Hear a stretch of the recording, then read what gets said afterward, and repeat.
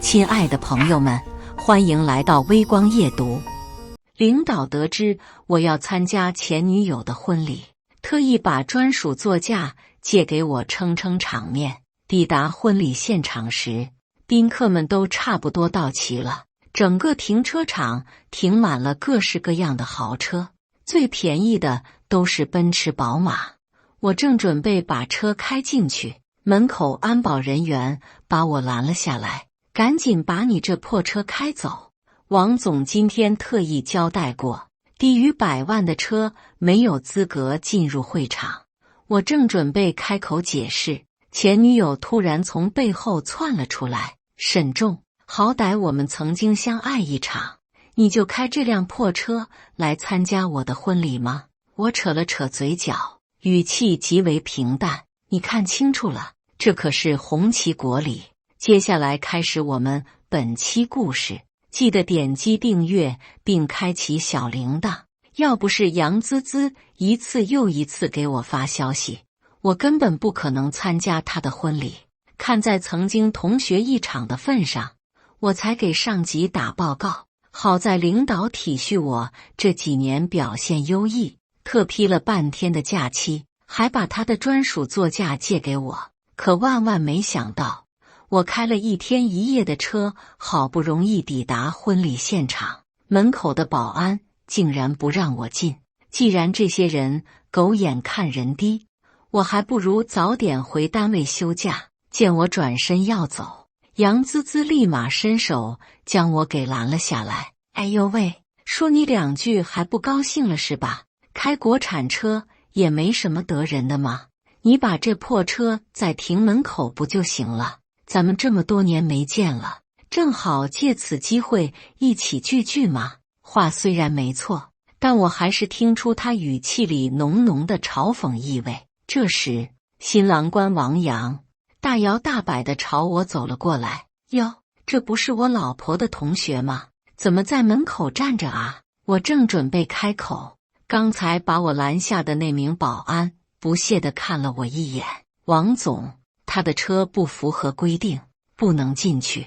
王阳憋着笑，故作惊讶看着我。哎呀，都怪我以为今天来的都是各界名流、商界大佬，还真没想到还有人会开国产车。说着，他指向马路对面垃圾桶的位置。沈先生是吧？不是我不让你把车开进去，实在是今天车位不太够啊，要不委屈你一下，把车停那去吧，那里地方宽敞，没人跟你抢位置。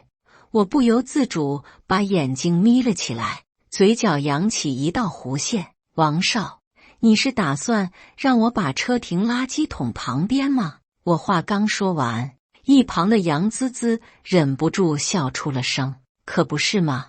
垃圾就应该跟垃圾放在一块，有什么问题？我只是笑了笑，并没有生气。杨滋滋，你这狗眼看人低的毛病还是没改啊！话音刚落，新郎官王阳脸色立马就变了。姓沈的，麻烦你注意一下跟我老婆说话的语气，也不看看这是在哪里。我一脸淡定地回过头。王少不说，我还以为这是在国外呢。王阳阴沉着张脸，目光死死盯着我。小逼崽子，听说过京城王家吗？在我的地盘上还敢这么跟我说话，简直实在找死！姓沈的，信不信我只需要一个电话，你连怎么死的都不知道？听完王阳的话，我也只是笑了笑。区一个商界的王家，竟然也敢在我面前大呼小叫了。毕竟到了我这个段位，金钱对我来说只不过是一个数字而已。见我半天没说话，王阳以为我怂了，语气稍微缓和了一些。这人嘛，本来就分3、6、9等，你学习成绩好再好又有什么用？到最后还不是只能给别人当司机，关键就连车都只是俩破国产。说着，王阳又开始吹嘘，要不你来给我当司机吧，1个月我给你3万块钱，肯定比你那高。我摆了摆手，冷笑一声，这倒不必了，我的工作单位挺好的，除了钱少了点之外，其他福利不是一般人能享受的。至于帮你开车的事，就怕我敢开，你不一定敢做啊。”王阳并没有听出我话里的意思，还以为是我开车技术不好。行了行了，不跟你这种人废话了，婚礼马上要开始了，你把车停好之后，随便找个位置坐吧，红包就免了，留着给自己吃顿好的吧。我不理解，为什么这些有钱人非要靠羞辱别人来抬高自己？要早知道是这样，我就不应该请假过来。我并没有理会他对我的嘲讽，转身打算离开。既然这里不欢迎我，那我走就是了。可还没等我迈出步子，一旁的杨滋滋突然大声呵斥：“站住！我准你走了吗？”看着他那副狗仗人势的样子，我气就不打一处来。怎么？难道杨小姐是打算留我下来再续前缘吗？杨滋滋轻挑了下眉毛，嗤笑一声道：“沈重，少跟我阴阳怪气的，你心里想什么我可太清楚了。你不就是觉得当初我把你给你甩了，心里不痛快吗？”我微笑着摇了摇头。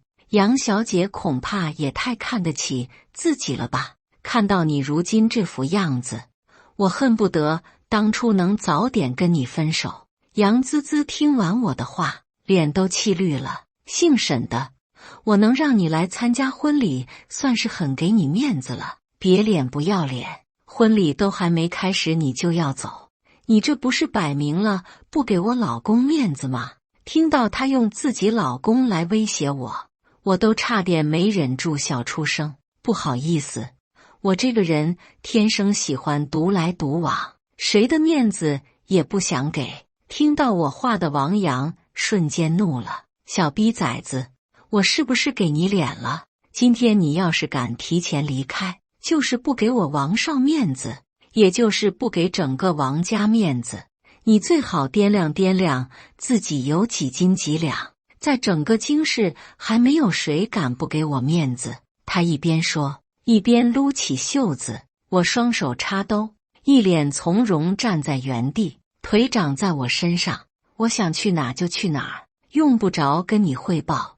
王阳听完我的话，面目逐渐开始狰狞：“小子，你不过是一个司机而已，也不看看这里是谁的地盘，整个酒店都是我家开的，你说需不需要跟我汇报？我说你不准走，你就不准走，听明白了吗？”我一脸从容地看着他：“王阳，如果你是因为我曾经和你老婆有过一段感情才对我产生了敌意，那我现在可以明确告诉你，现在我对杨滋滋根本没有丝毫兴趣。”说着，我突然话锋一转：“但如果你要是想强行想把我留下来，造成的后果将由你自己承担。看在今天是他们两人大喜的日子，我本不想把事情闹大，可不曾想这对新婚夫妻却依旧不依不饶。小子，听你的口气，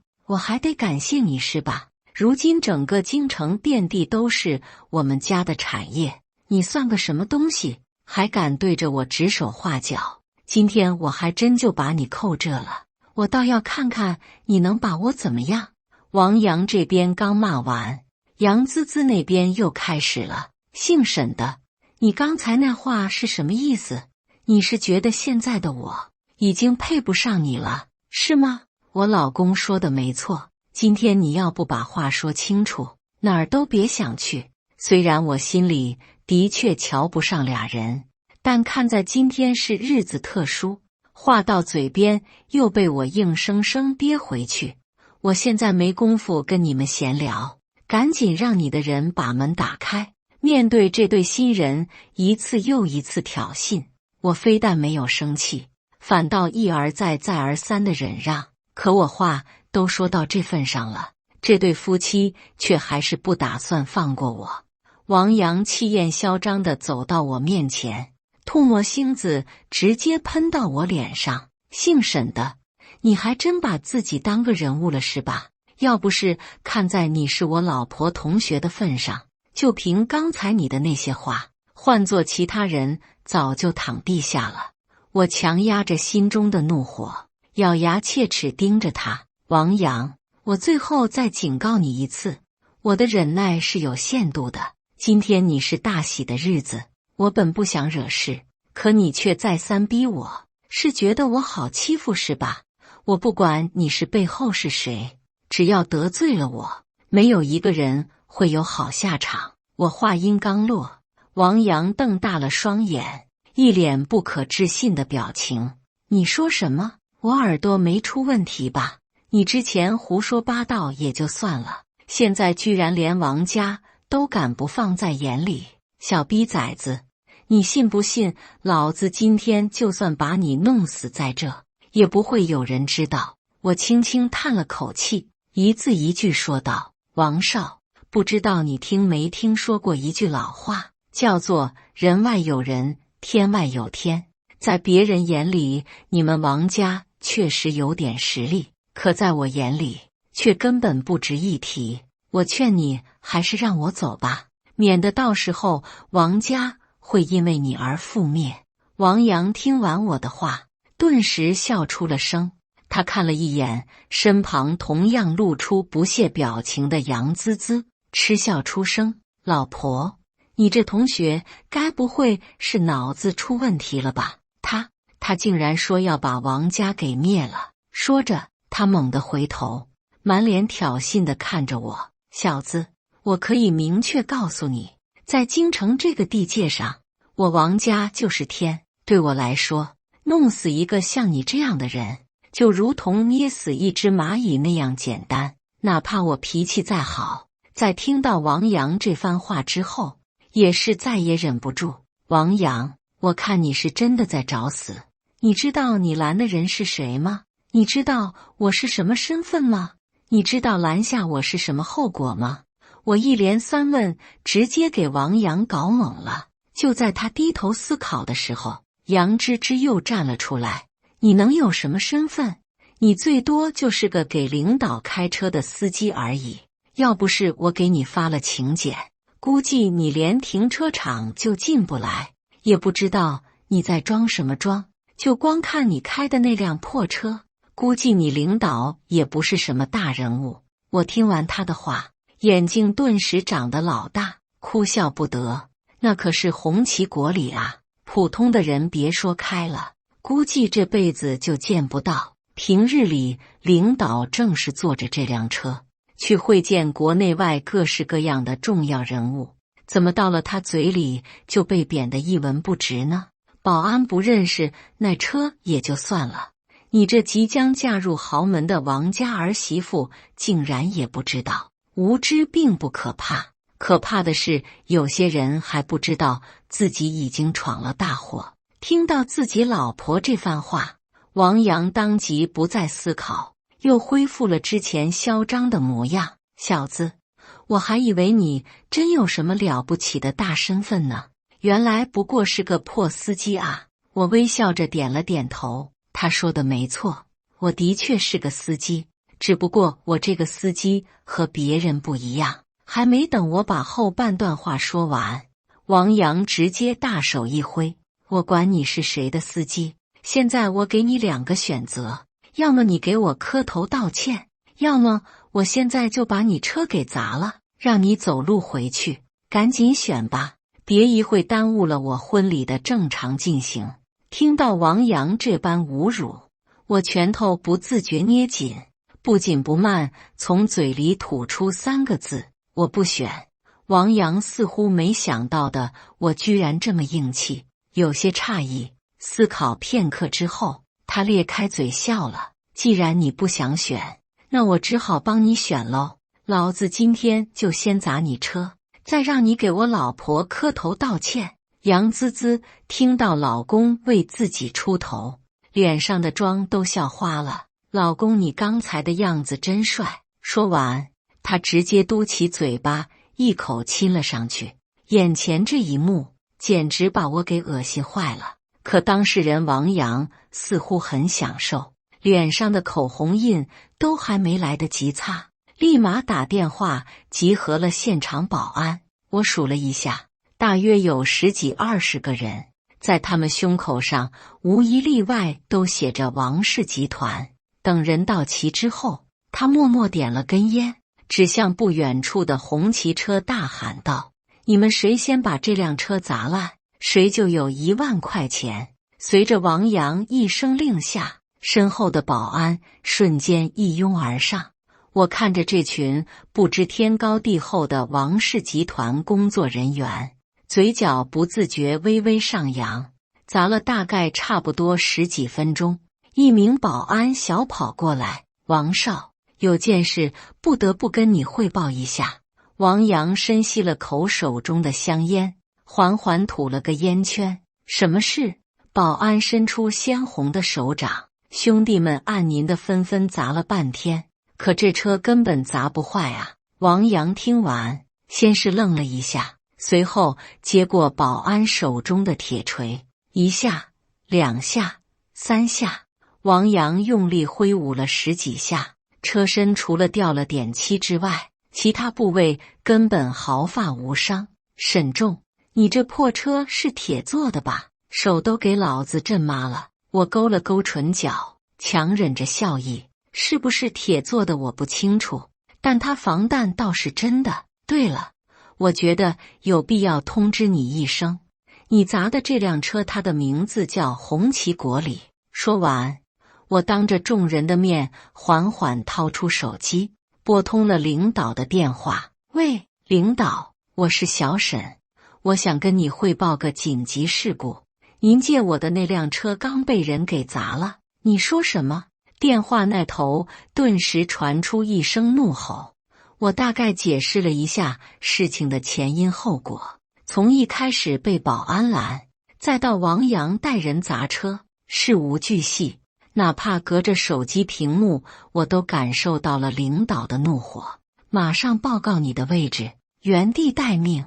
领导气得直接在电话里给我下达了命令。挂断电话，我慢悠悠地走到王阳跟前，轻轻地拍着他的肩膀：王少，看在我和你老婆同学是一场的份上，我好心提醒你一句，你刚才让人砸的那辆车，它的名字叫红旗国礼，它不是普通的国产车，而是象征着崇高荣誉的专属座驾。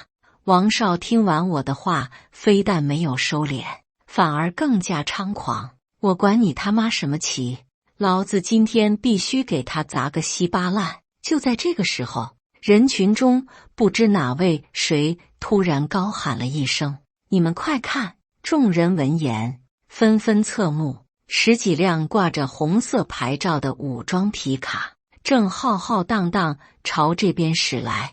这些人估计这辈子从未见过如此壮观的场面，所有人都懵了。这到底怎么回事？难道是王少邀请了什么不得了的人物吗？不太可能吧，婚礼马上就要开始了，宾客也都全部到齐了，这个时候来的人绝对不可能是来参加婚礼的。之前把我拦在门口的保安此刻整个人都懵了，只能眼睁睁看着这10几辆皮卡驶入会场，包括王阳在内的所有人都不约而同让开一条道，只有我依旧站在原地一动不动。见状，王阳连忙对着我大声怒斥：姓沈的，赶紧滚开，别给老子找事惹事！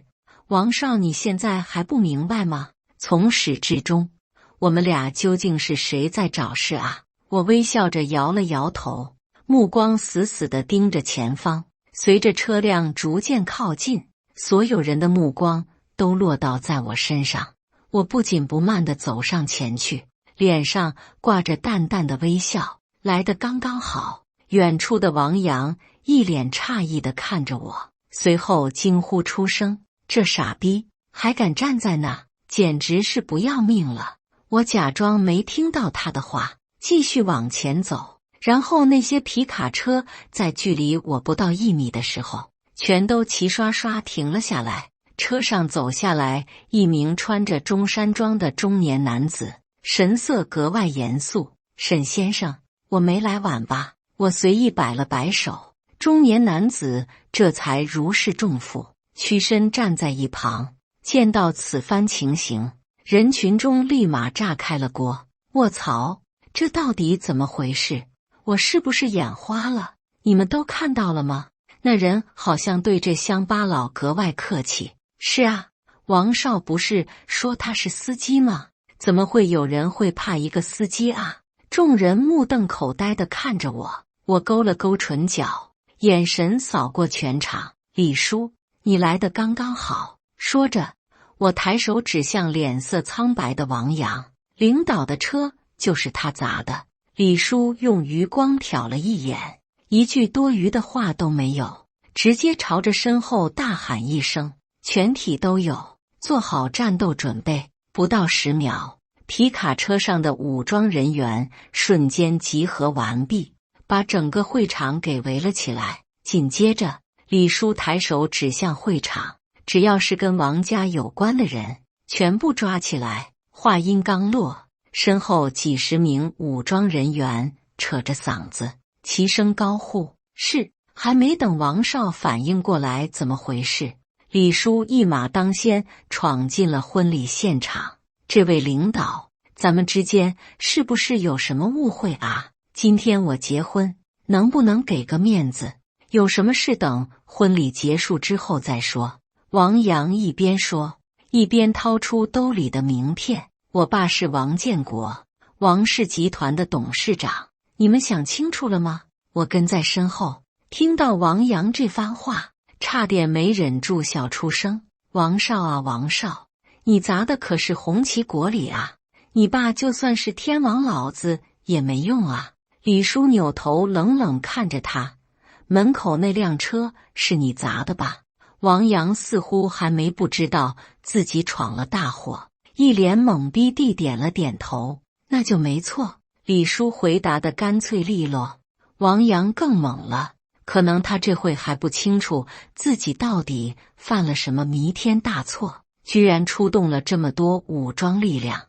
王阳急得满头大汗，可面对真枪实弹的武装力量，他又一点办法没有，最后只能把满腔怒火发泄到杨滋滋身上。之间，他一耳光扇过去，新娘脸上顿时出现5个红色的手指印。老公，发生什么事了？你打我做什么？王少面目狰狞地盯着自己的未婚妻。你他妈还有脸问我为什么？都是你出的馊主意。今天要是因为你，我们王家受到任何损失，我绝对饶不了你。杨滋滋后知后觉地看着我，眼神里满是诧异。怎么会这样？那不就是辆普通的国产车吗？我微笑着朝他点头示意。杨小姐，我一开始就让你看清楚，我这辆车它叫红旗国礼，不是你口中的破烂。我话音刚落，王阳一把揪住了我衣领。姓沈的，赶紧带着你的人滚出去，等会要是惊吓到现场的宾客，你怎么死的都不知道。我强忍着没笑出声。王少，你该不会觉得就凭里面这些人能把我怎么样吧？我早就告诉过你了，拦我的后果很严重。开口的同时，我特意给李叔递了个眼神，他才没有出手行动，否则就王阳刚才对我的举动，估计这会已经躺下了。王阳看到我一副云淡风轻的模样，怒气值瞬间达到了顶峰，他咬牙切齿盯着我，整张脸涨得通红。小逼崽子，等会我就会让你知道得罪了王家是什么后果。听完他的话，我嗤笑一声，哦，是吗？那我可得好好期待一下了。你从头念到尾的王家，在我看来也就那样罢了。王阳气的脸都绿了。好，放眼整个京城，也只有你这种不怕死的人才敢跟王家作对。咱们走着瞧吧，要不了多久你就会为你刚才的言行负责。我面无表情地看着他。好啊，那咱们一起拭目以待吧。话音刚落，王阳立马从兜里掏出了手机。喂，爸，这里有人硬闯会场，你赶紧出来一趟。电话里，他并没有告诉他爸来的人是谁，只是一味的添油加醋。在这类人的世界观里，只要有钱，任何事情都能摆平。电话挂断的一瞬间，王阳腰杆挺得笔直，连面部表情都恢复到最初嚣张的样子。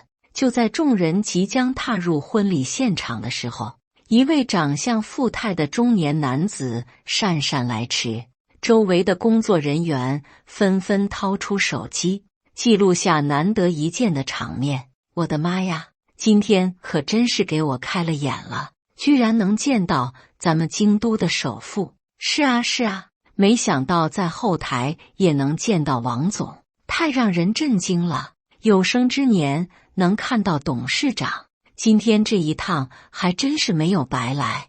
我自动屏蔽掉这些言论，站在我旁边的李叔此刻也一言不发，因为他知道今天晚上注定会有一场腥风血雨。爸，你可算来了。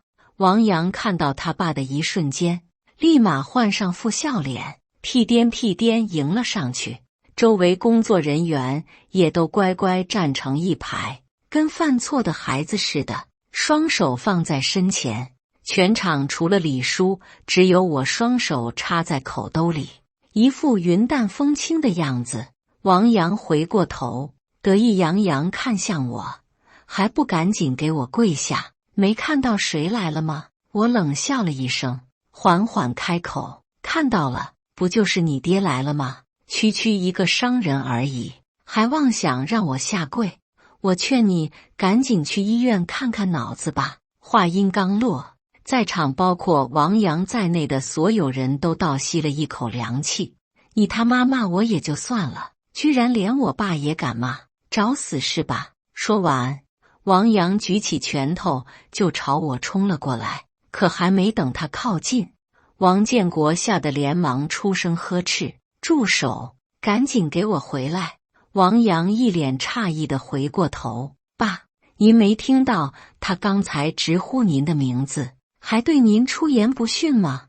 而且这个小兔崽子刚才还说要把王家的人都给抓了，你怎看上去一点也不生气？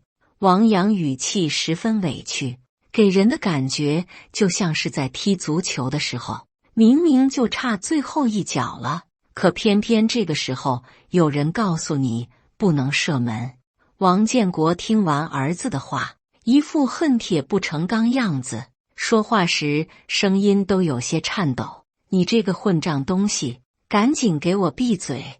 王阳哪怕再生气，也不敢忤逆自己父亲的意思，他狠狠瞪了我一眼，灰溜溜的又跑了回去，站在自己亲爹身后。爸，你今天到底怎么回事啊？沈仲这个杂碎，他都带人把婚礼现场给包围起来了，你怎么还无动于衷？这一次，王阳刚说完话，王建国一巴掌就呼了上去：你这个废物玩意，每次除了让我来给你擦屁股，做过一件像样的事吗？沈先生的名讳是你能叫的吗？马上给我滚过去道歉！王建国恨铁不成钢的模样，把在场的众人吓坏了。王阳更是被这一巴掌给扇懵逼了。爸，沈仲这货到底有什么来头啊？怎么连您都不敢得罪他？王阳好不容易缓过来，张开嘴说几句话，他爹反手又一个巴掌扇了过去。我的话不要让我重复第二遍，现在立刻向沈先生道歉！王阳连续挨了2巴掌，刚才憋了一肚子的气，这会大概是全消了。他透过人群，远远地看着我，眼神里满是诧异：爸，你是不是认错人了啊？沈仲他只不过是个司机而已。王建国看到自己的儿子如此不堪，深深叹了口气，亲自来到我跟前：沈先生，我这逆子有眼无珠，顶撞了您，还请您多多包涵。今天虽说是我儿子的婚礼，但来的人都是商界新贵，请您卖我个面子，让他们先走。之前我儿子对您造成的任何损失，都由我王建国一人承担。说完，王建国当着所有人的面朝我深深鞠了一躬。就在他弯下腰的一瞬间，全场人下巴都惊掉了。卧槽！我眼睛不是花了吧？那可是咱们京市的首富啊，怎么看起来似乎很怕的样子？可不是吗？王总竟然为一个外人连扇自己儿子2个巴掌，这年轻人到底是身份啊？什么身份也不是咱们这群人能知道的，人家王总都得客客气气的，你觉得能是一般人吗？我看了一眼被扇得满脸通红的王阳，冷冷开口：王总，今天虽然是你们的家事，但我还是忍不住想多几句嘴。你如果要是再不管你这宝贝儿子，整个王氏集团都得因为他倒闭。如果你不相信的话，大可以试试看。我话音刚落，这位商界大佬脸色立马就变了。他擦了擦额头上冒出的冷汗，小心翼翼看着我：沈先生，我这逆子从小就被我给惯坏了，根本不知道天高地厚。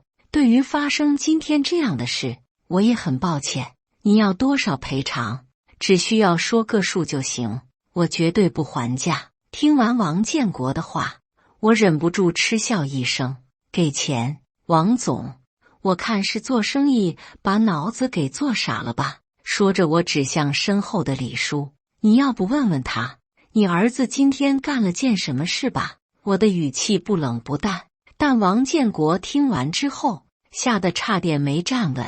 我儿子他做什么了？李叔冷冷看了他一眼：你儿子把我领导的车给砸了，而且还是平时专门用于接待贵宾用的那辆红旗国礼斯。听完李叔话，王建国直冒冷汗，不知这车是哪位领导。我微笑着伸出手指，指了指天花板：谁的车你恐怕还没资格知道。看到我的手势后，王建国再也坚持不住，整个人直接向后方倒去。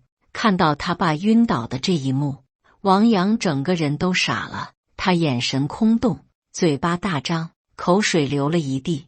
王阳的世界观彻底碎了。京城首富，王氏集团董事长，却因为我短短几句话吓得当场晕倒。然而现场还有比他更崩溃的人，杨芝芝。他现在估计已经丧失了思考能力，正站在角落里发呆。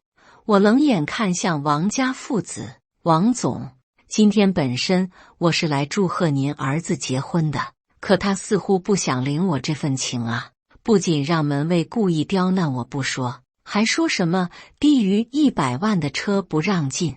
你们王家媳妇也是个人才，竟然怂恿她老公把我车都给砸了，你说说该怎么办吧？此刻我的话就像是重磅炸弹，一个接着一个。王建国吓得脸都白了，拉着王阳猛给我磕头道歉：沈先生，我儿子他还小不懂事，您能不能放他一马？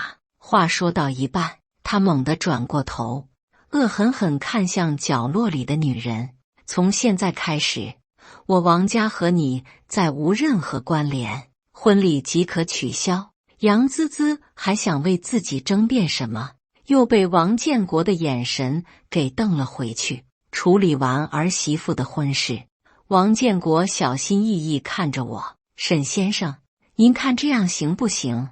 我这就让人把王阳送出国，一辈子不允许他回来。听完王建国的话，我想都没想就拒绝了。王总，这难道就是你们商人处理事情的方式吗？你儿子也就是运气不好遇到我了，但凡要是今天换个人，你觉得结局会是这样吗？既然他都已经是成年人了，也该为自己的行为买单了。说完这番话，我特意轻挑了下眉毛，看似漫不经心，实际上是在给顾正国施加压力。王建国沉思了许久之后，颤颤巍巍看向我：那按沈先生的意思，我应该怎么处理他？他说话时的语气格外小心，生怕引起我的反感。看到眼前这番景象，我轻轻叹了口气。这样吧，看在你这些为京市的经济发展还是做点了贡献的份上，我就不追究你们王家了。至于你儿子的话，把他交给李叔处理吧。不要啊，爸！一直躲在人群中的王阳听到我的话，整个人激动地跳了起来。爸，你可不能听他的啊！如果你把我交出去，我真的会坐牢的。王建国在我说完话之后，立马低头思考起来。许久之后，他才缓缓抬起头。沈先生，难道只有这一个解决方案吗？你看这样行不行？我出1个亿，捐给你们单位，就当是我代表我儿子给你们赔罪了。我从他的语气中能听出来，他想为自己的儿子做最后的挣扎。要是一般人，我心一软也就答应了。但王建国最后一句话深深刺痛了我的心。这位京海市的商业巨额，到最后还是想用钱来摆平。似乎在他们这些有钱人的眼里，任何事只要有钱都能解决。想到这，我情不自禁捏紧了拳头。王总，我最后再给你一次机会，我给你2个选择，要王氏集团还是要儿子？你考虑清楚再回答我。我话音刚落，王阳连滚带爬的朝我冲了过来。爸，您没听出来他这是在故意挑拨我们父子关系吗？这可是在京市啊，在咱们王家的地盘，我们根本不用怕他的。1个亿不行，咱们再加1个亿。总之，我不想坐牢啊。我很好奇，王建国在听完自己儿子这番话之后，会是什么样反应？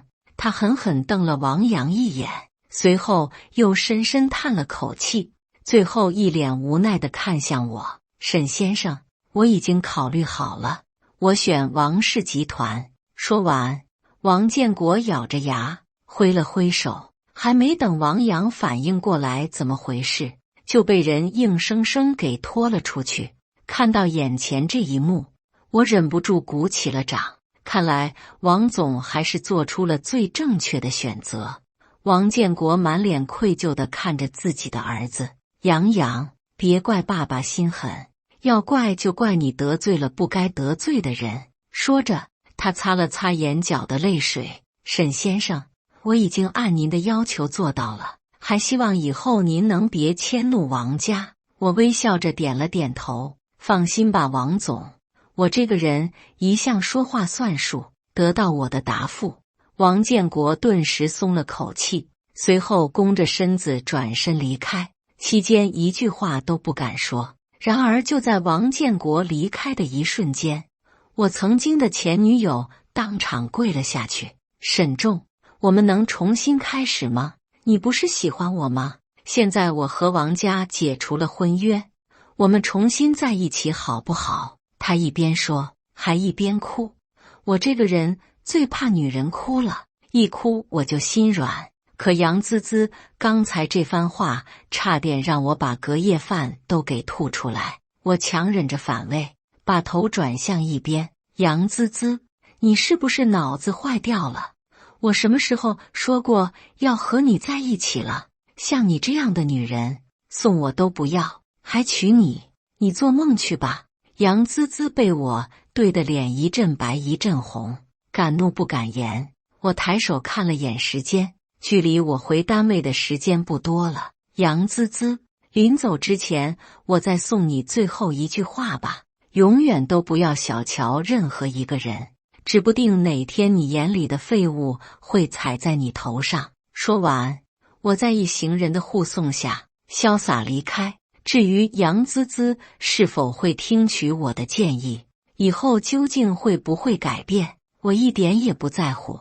我的未来是星辰大海，又岂会贪恋那点儿女情长？感谢大家的观看，本期故事精彩吗？欢迎大家在下方评论区吐槽。如果你喜欢这类故事，记得点击订阅微光夜读，并分享给更多的人。